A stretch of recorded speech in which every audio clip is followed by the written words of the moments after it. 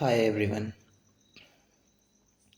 आज हम बात करेंगे हमारे एक बहुत ही इंटरेस्टिंग टॉपिक जिसका नाम है cell cycle and cell division. तो इस चैप्टर में हम सेल डिवीज़न कैसे होता है, सेल साइकिल कैसे चलती है, इन सब के बारे में बेसिक से एडवांस लेवल में स्टडी करेंगे, इंक्लूडिंग एनसीईआरटी। तो सेल साइकिल और सेल डिवीज़न को स्टार्ट करने से पहले हम ये बताने की कोशिश करेंगे कि सेल साइकिल होती क्या है। तो चलिए शुरू करते हैं सेल साइकिल में।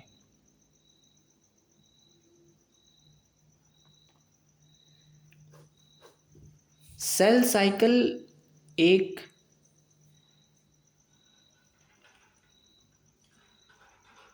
प्रोसेस है जिसमें सेल एक सेल से खुद को दो डॉटर सेल में डिवाइड कर देता है। सेल साइकिल एक प्रोसेस है या यूं कहें कि एक फिनोमेना है जिसमें सेल डिवाइड्स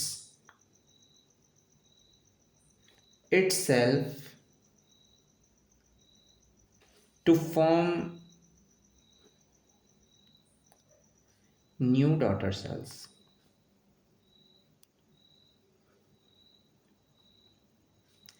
यानी कि सीधे सीधे भाषा में अगर हम बोलें, कहना चाहें तो ये एक सेल है। इस सेल के अंदर यदि डिवीज़न हुआ तो ये एक सेल अपने आप को दो डॉटर सेल्स में डिवाइड कर दे। एक ये हो गया और एक ये हो गया। तो this is the phenomena of this cell cycle. यानी कि एक सेल से हमको दो सेल या फिर और भी अधिक डॉटर सेल्स देखने को मिले, इसको हम बोल सकते हैं cell cycle.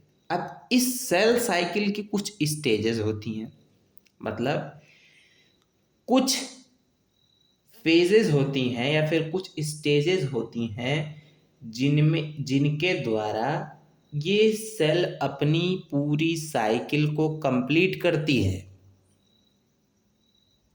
Now coming to the stages of cell cycle. Stages of cell cycle. अगर हम स्टेजेस ऑफ सेल साइकिल की बात करें तो सेल साइकिल दो स्टेजेस होती है। सेल साइकिल दो स्टेप्स में कह सकते हैं कंप्लीट होती है। एक स्टेज को बोलते हैं इंटरफेस और एक स्टेज को बोलते हैं M phase. Interphase and M phase. Interphase में सेल खुद को प्रिपेयर करती है। फॉर एग्जाम्पल, यदि हम कहें कि हमको कोई कॉम्पिटिटिव एग्जाम देना है, तो before giving that competitive exam हम खुद को प्रिपेयर करते हैं। अब प्रिपेयर करते हैं कुछ इस तरीके से समझने की कोशिश करें। ये मान लीजिए कि कोई बंदा है, इसको प्रिपेयर कर, इसको कॉम्पिटिटिव एग्ज़ाम कोई भी यूपीएससी या फिर नेट जेआरएफ कोई भी एग्ज़ाम देना है, व्हाटएवर कोई भी एग्ज़ाम इसको देना है, इसको 1 साल 2 साल 3 साल जितना भी इसको समय लगे, इसको प्रिपेयर करना होगा, खुद को तैयार करना होगा उस एग्ज़ाम को क्रैक करने के लिए, उस एग्ज़ाम को देने के लिए। In the same way cell divide करने से पहले खुद को प्रिपेयर करता है, खुद को तैयार करता है। और जिस फेज में सेल खुद को तैयार करता है डिवाइड करने के लिए, उस फेज या उस स्टेज को हम बोलते हैं इंटरफेज। तो इंटरफेज में cell prepare itself to divide, यानी कि खुद को तैयार करता है डिवाइड करने के लिए। Now coming to the second phase, that is M phase. जब सेल खुद को तैयार कर लेगा डिवाइड करने के लिए, तो उसके बाद सेल जो है एम फेज कराएगा। यानी कह सकते हैं कि वो फेज है जहां पे एक्चुअल सेल डिवीजन होती है। Actual cell division takes place.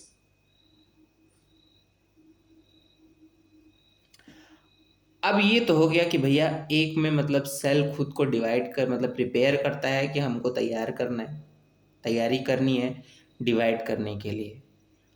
कोई भी एथलीट है, उसको मतलब गेम खेलना है कोई भी,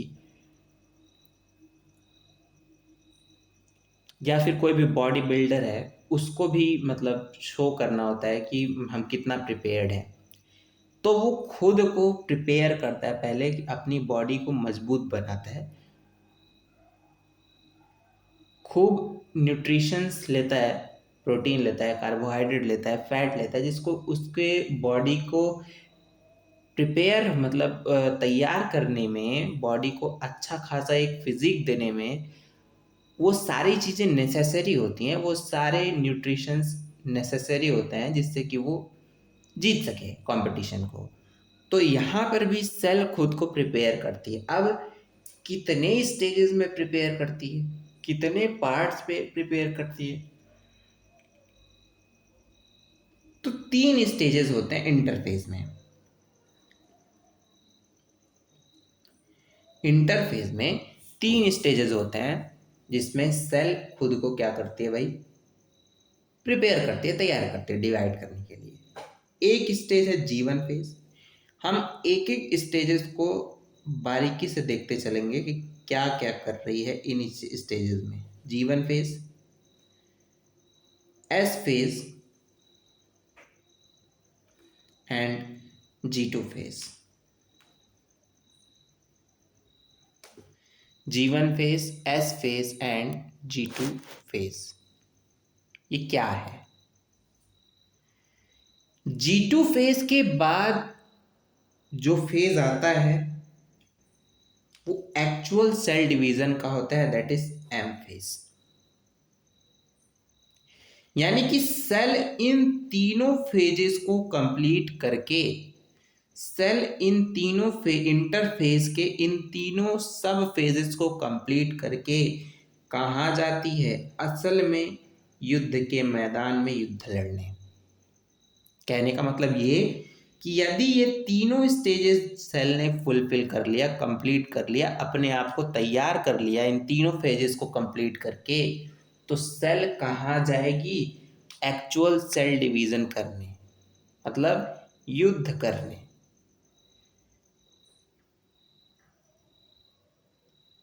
now coming to these 3 parts, इसमें होता क्या है? तो पहला स्टेज हमने बोला जीवन फेज। जीवन फेज, जीवन फेज में क्या होता है? जीवन फेज में क्या होता है? इस जीवन फेज को हम बोलते हैं क्या? Gap phase 1। Gap phase 1। इस गैप फेज 1 में क्या होता है भाई? जो भी ऑर्गेनेलिज एसोसिएटेड है सेल के साथ, ये एक सेल था, इस सेल के अंदर ऑर्गेनेलिज भी होंगे, माइटोकॉन्ड्रिया होगा, क्लोरोप्लास्ट होगा, न्यूक्लियस होगा, प्लास्टिक वो तो हो गया मान लीजिए, न्यूक्लियस होगा, उसके बाद फिर राइबोसोम्स होंगे, एंडोप्लाज्मिक रेटिकुलम होगा। ये सारे ऑर्गेनल्स इस सेल से एसोसिएटेड हैं, यानी कि इस सेल के अंदर पाए जा रहे हैं। तो जीवन फेज में क्या होता है, इन सारे ऑर्गेनलीज का क्या होता है, डुप्लीकेशन होता है। मतलब ये सारे ऑर्गेनलीज जीवन फेज में क्या कर रहे हैं, खुद को दोगुना कर रहे हैं, खुद को दोगुना कर रहे हैं। गैप फेज वन में ऑर्गेनली का डुप्लीकेशन होता है। कहने का मतलब यहाँ ये है कि ऑर्गेनली खुद को दोगुना कर लेते हैं। ऑर्गेनलीज खुद को दोगुना कर लेते हैं। माइटोकॉन्ड्रिया है, क्लोरोप्लास्ट है, न्यूक्लियस है, एंडोप्लाज्मिक रेटिकुलम है, ये सब खुद को दोगुना कर लेते हैं। कहाँ, गैप फेज वन में। तो जब भी दोगुना करेंगे तो क्या होगा, सेल का ग्रोथ होगा। Cell growth in the sense cell का आकार बड़ा होगा। ऑब्वियसली बात है कि भैया सेल की ऑर्गेनलीज अपनी नंबर को इंक्रीज करके 2n कर दिए, मतलब दोगुना कर दिए, तो जाहिर सी बात है स्पेस भी ज़्यादा होना चाहिए। जितने ज़्यादा ऑर्गेनलीज होंगे उतना ज़्यादा सेल का स्पेस भी बढ़ना चाहिए। इस वजह से ऑर्गेनलीज डुप्लीकेशन होने की वजह से कह सकते हैं कि सेल का ग्रोथ हो सकता है। जो भी नेसेसरी प्रोटीन्स हैं जो कि सेल साइकिल या सेल डिवीजन के दौरान काम आने वाली हैं, वो भी यहीं पर बनती हैं। कहाँ बनती हैं, जीवन फेज में। तो जीवन फेज में जो भी इम्पॉर्टेंट प्रोटीन्स हैं नेसेसरी फॉर सेल डिवीजन, ये भी यहीं पे बनती हैं, गैप फेज वन में। और सबसे बड़ी बात यह है कि सबसे लॉन्गेस्ट फेज जो होता है सेल साइकिल का सबसे लॉन्गेस्ट फेज भी क्या होता है, जीवन फेज होता है। This is very much clear to all कि सेल खुद को तैयार कर रहा है इंटरफेज में। तैयार करने में क्या क्या कर रहा है, 3 सब स्टेजेस हैं उसके। हालांकि हम यहाँ पे पढ़ रहे हैं तोड़ तोड़ के, लेकिन एग्जैक्ट बॉडी के अंदर सब कुछ साथ में होती है। हम उसको तोड़ करके नहीं समझ सकते कि यहाँ ये हो रहा है, यहाँ ये हो रहा है, यहाँ ये हो रहा है।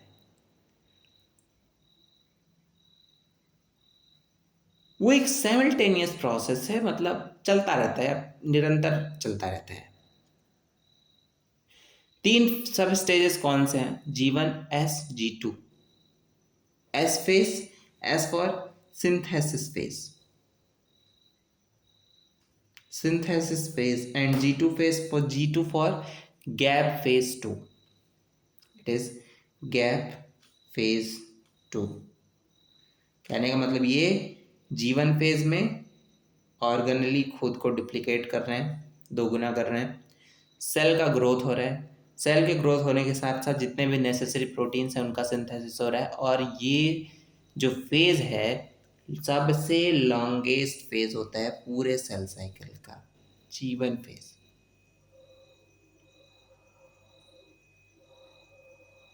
अब यहाँ पर सेल खुद को प्रिपेयर कर रही है, प्रिपेयर कर ली, प्रोटीन बन गए, सेल का ग्रोथ हो गया, ऑर्गेनली डुप्लीकेट हो गए। एस फेज में क्या करती है ये देखते हैं। एस फेज में सेल क्या कर रही है भाई,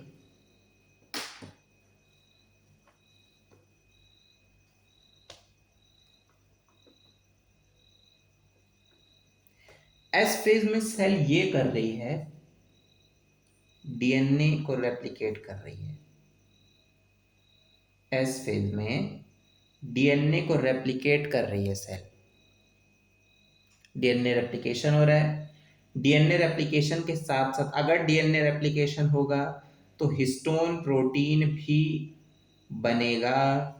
हिस्टोन प्रोटीन का भी सिंथेसिस यही होगा, क्योंकि इसमें डीएनए के साथ हिस्टोन प्रोटीन भी एसोसिएटेड होता है। तो हिस्टोन प्रोटीन एस फेज में बन रहा है क्योंकि डीएनए रेप्लिकेशन कहाँ हो रहा है, एस फेज में हो रहा है।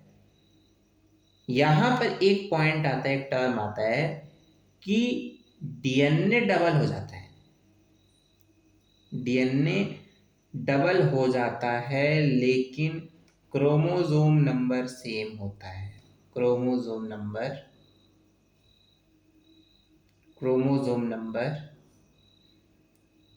Remains same. Chromosome number same रहता है, भले डीएनए डुप्लीकेट हो जाए, डीएनए डबल हो जाए, लेकिन क्रोमोसोम नंबर सेम रहता है। ये पॉइंट याद करने लायक है। उसके साथ साथ G2 फेज लास्ट फेज है, तो G2 फेज को भी देख लेते हैं यहीं पे।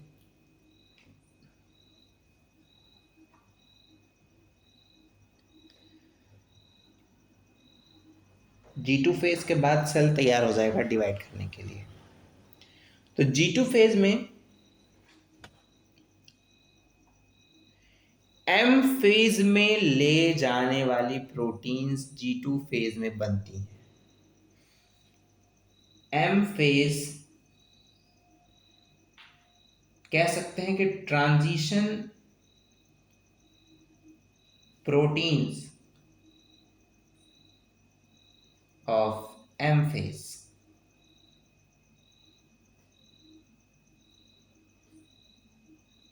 सिंथेसिस, यानी G2 फेज से M फेज में ले जाने वाली प्रोटीन यहां पे बनती हैं, G2 फेज में बनती हैं।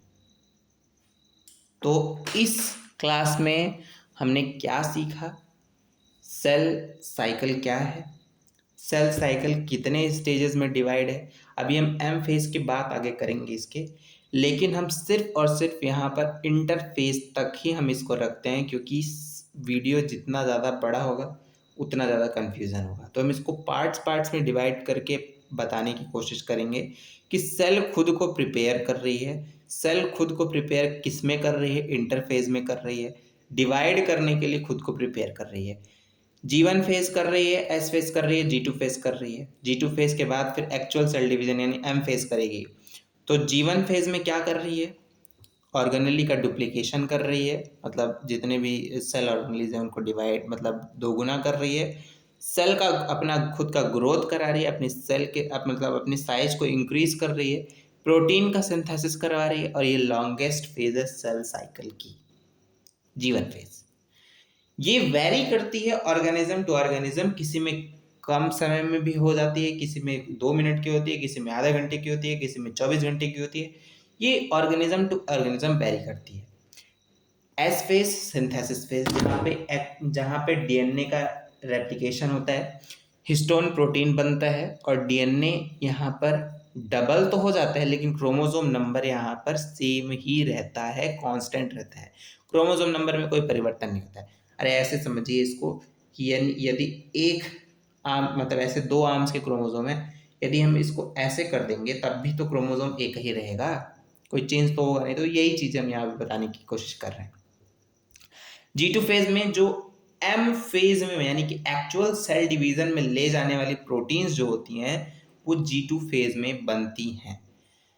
That's it, this is all about for today.